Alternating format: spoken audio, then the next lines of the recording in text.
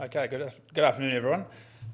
My name's Callum Carruth. My wife Belinda and I run Murchison House Station in the mid-west of Western Australia, in the Southern Rangelands. And with the help of MLA, their donor company, and Sean Starling and Annie Brox's Origo Farms, we're installing a whole-of-farm connectivity system based on a point-to-point Wi-Fi network with 900 megahertz feeds out to the sensors from there. Now, this is something I've been looking at for a long time, AgTech. We've heard again and again, for 20 years people have been promising things and not a lot has been delivered. I was very happy to see the amount that was on offer today over the last few days, because it really has matured quite a bit very quickly in the last few years. We've gone a little bit differently. The beauty of our system, it's quite simple, and thanks to WiSky, by the way, for putting up a model of our base station, beauty. This is pretty much what ours look like as well. It's quite simple. One of my briefs to Annie was it had to be user-friendly. It's got to be plug and play. So the farmer can get the new part in the mail, plug it in and replace the broken bit if anything goes down. It's independent of the major telcos or of the internet. It all runs to a server back in my office. The data belongs to me. No one else gets to see it or analyse it or play with it or pass it on. And if the Telstra signal goes down, if the internet goes down, it all still works. It's fantastic. My dashboard is up and running as we speak. I can control my pumps at the homestead and monitor my water from here. The sensors are running 24/7 with 1 minute downloads. Every minute I get a reading. So the graphs I get are very precise. I can easily, at a glance, I can see a trend. So it's so easy to use that I've gone away from the idea of trough sensors altogether. We just use an outflow on the tank. And I can see when a bull comes in to drink in the afternoon, because 250 litres of water will go out and then it stops. So there's a couple of bulls drinking. And then at 6 in the morning, the same thing, over the back, you know. Once you get used to seeing that pattern of drinking at your trough, if that flatlines, well, you've lost your cattle or your trough's got no water in it. So you head out and check it. And you're not going to completely get rid of trough runs anyway, because you've got to go out there and scrub the trough every couple of weeks. So the physical inspections are done as well. But I think someone said earlier on, cutting it down to about 30% of what we used to do. Now, in cost savings, I reckon in the first year that's going to save me 25 grand. So it's not going to take long to pay for the whole system. And that's without adding in factoring in the fact that my workers can do something else instead of the trough run. I haven't really figured that one out, how to quantify that. But it's certainly going to give us an efficiency and a productivity bonus as well. Now, the question I've been asked throughout this forum by just about everyone who's spoken to me is not actually about the water monitoring or the video cameras or the smart fencing or the potential for facial recognition software to recognise wild dogs. There's all sorts of things we can do here. People are asking me how I got internet to my house. Because some people here, 14Ks from Canberra, don't have internet, or not internet that's reliable or usable. The answer is, well, I'm a West Australian farmer. The best way to get me to do something is to tell me it can't be done. So the government, the Telstra said, we can do it, but we're not going to because there's no one in the bush, we won't make any money. The government basically said, well, you're not an unemployed, persecuted minority group, so we can't help you. Annie Brox said, sure, Callum, just put a node in town and we'll beam it up to the top of your hill and beam it back down to the homestead. Simple. And it is. It's not exactly cheap, but the benefits outweigh the costs by a mile. Another figure that's come out this week has been internet usage. The European standards say that a small to medium business should use 350 to 500 gigs a month, not 75 gigs a month that we were offered by the Sky Cluster. Now, we find out we are actually using 400 to 500 gigs a month, and look, a lot of people ask me about that too, and I've said, mind your bloody business. But realistically, some of that is entertainment. It's my son gaming or doing educational tutorials. It's us watching Netflix at the end of the day, which I think we deserve. We work pretty hard. But what price do you put on that, on social connectivity for your children? This is how young people live these days. If my kids can't use their phones and talk to their friends, they're just not part of the group, not in the loop.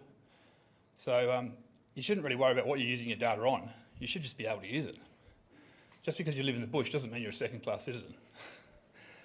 So all I can say to people is this stuff is up and running now. I'm going to wind it up pretty much because Annie can tell you all about the nuts and bolts of the system and how it actually works. And well, you're going to ask me how much it costs to put in. that's a figure I can't give you because it's going to be very, very different on a 3,000 acre farm in Canberra to a 150,000, 170,000 hectare station in Kalbarri. So that one you've got to work out for yourselves. All right, thank you. If anybody would like to see how the dashboard works, just catch up with me any time. Happy to show you.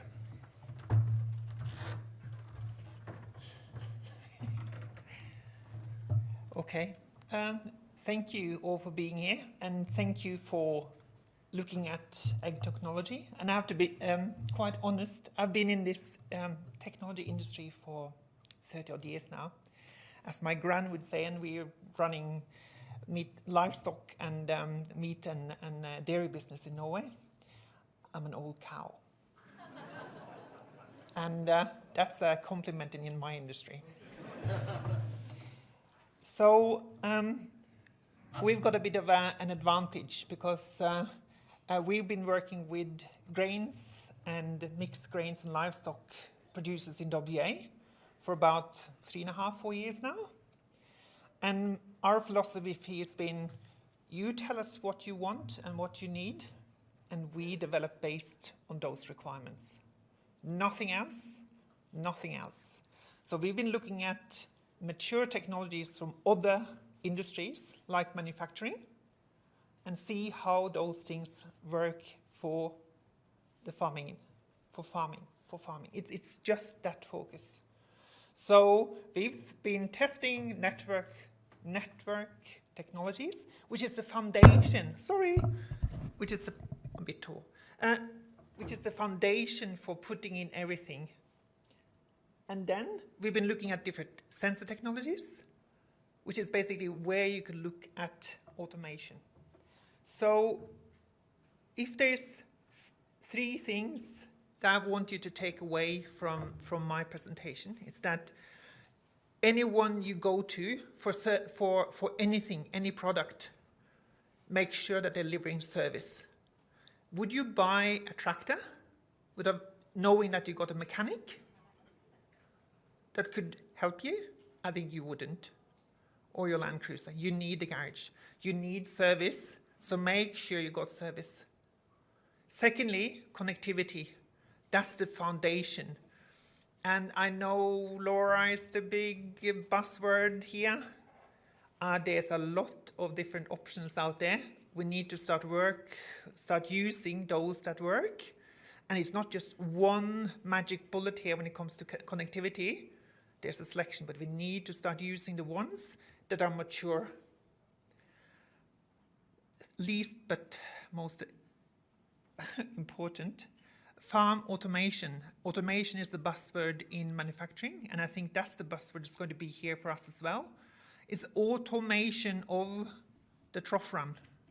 It's automation of getting the data of weather stations so you can look at the data and make decisions based on the data. So it's all about profitability and efficiency. So the main question before you're starting anything, what's the low-hanging fruit? What's the one thing that you can save money on? And then compare to that cost, you need to, what's going to be your investment to put it in place. So we're using a whole range of sensors, but we've thrown some out again as well. And with the help of MLA, we've been able to research some more sensors and some more technologies. And thank you, Sean, and thank you, MLA, because we will be now giving you reports on exactly how these things work and what doesn't work and what we need to do in the future. And we're seeing interesting stuff like water flow to troughs.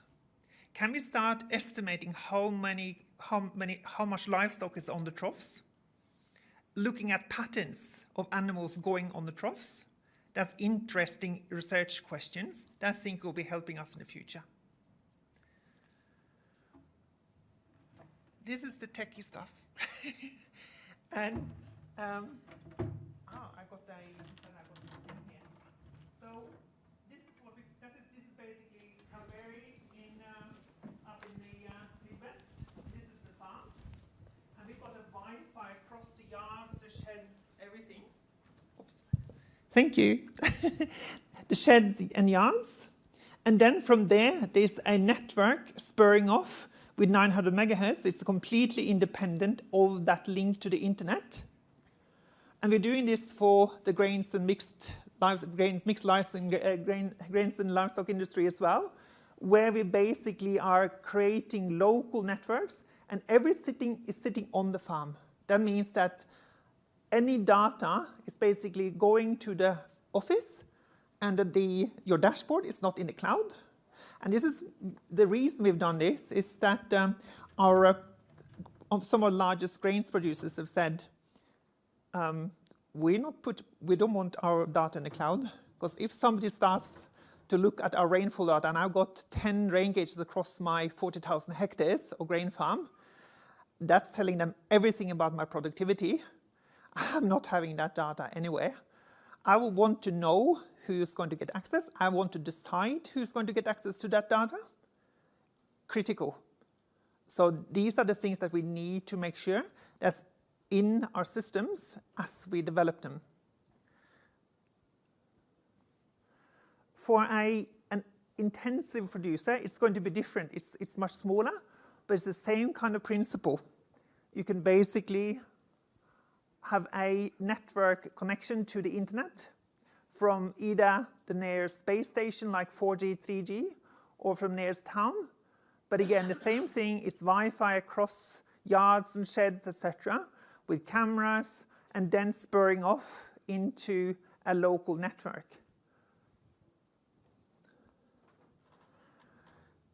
Okay, internet access.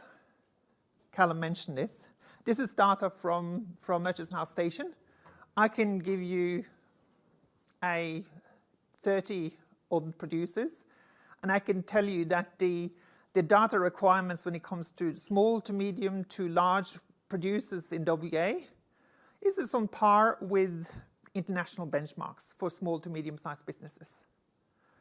And this is our dear friends, Telstra Mobile 3G, that's the speeds, quota, and it's basically, you also have to remember that it's made for single user mode, whereas if you're looking at SkyMaster, it's like 1 to 2 users. That's what it's made for. And then it's a one size fits all, whereas most of these operators are basically small to medium-sized businesses, and they need at least 3 to 5 concurrent users. What's the network? This is a farm network. This is Murchison House Station. We've got those kind of things that you got there.